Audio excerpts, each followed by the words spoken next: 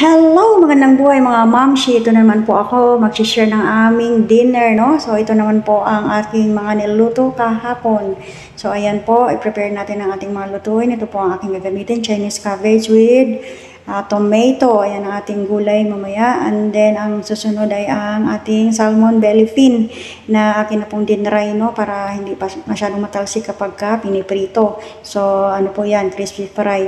Ito naman po ang ating chicken wings na akin na pong minamarinate yan ng a bit of soy sauce, sugar, and cornstarch. Ayan, nag-start na tayong mag-fry ng ating chicken wings, no? Dahan-dahan na po ang apoy para po maluto talaga ang loob. At yan na rin po ang ating salmon belly. Pinray ko na rin sa kabilang kawali ng mahinang apoy para po hindi siya masunog at ma-crispy po ang kanyang skin dahil favorite nila ang kanilang skin. Yan, binaliktad ko na po ang ating chicken wings. Ganun na rin ang ating salmon belly fin, no? Masarap po itong isdang tumataba.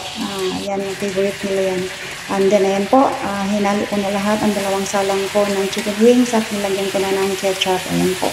Favorite ng aking mga alaga. Dati 16 pieces lang ang aking niluluto, pero ngayon nag-request, kinuha ko ng 20 pieces. So, ayan, nag-isa na rin tayo ng ating Chinese cabbage at wala po uling sibuyas at bawang, only oil lang po, no? So, ayan, halo-haloin natin at kapag medyo luto na siya, saka natin ilalagay ang kamatis. Gawa ng hindi po dapat na madurog ang kamatis, no? Kailangan buo pa rin siya kasi hindi naman natin dapat lutuin ng maigi ang kamatis. Gawa ng kinakain naman po yan ng salad o ng hilaw. Okay, ayan po, hinalo ko na ang kamatis at wait na lang natin na maluto. Ganyan lang kasimple ang mga lutuin dito sa Hong Kong at ayan po, paulit-ulit lang din kagaya sa atin. Pag nagluluto tayo, prito, paksiw, sinigang, adobo, ganun lang din dito, repetition lang din ng ulam nila. Hindi naman kasi ganun kayaman ang aking mga amo, kaya hindi sila masyadong bongga sa pagkain. Napakasimple lang kanilang pagkain dito. So, ayan po, ready na po yan ang ating gulay at pwede na yan hainin. So, ayan na po ang ating mga niluto, ang salmon belly fin na crispy fry.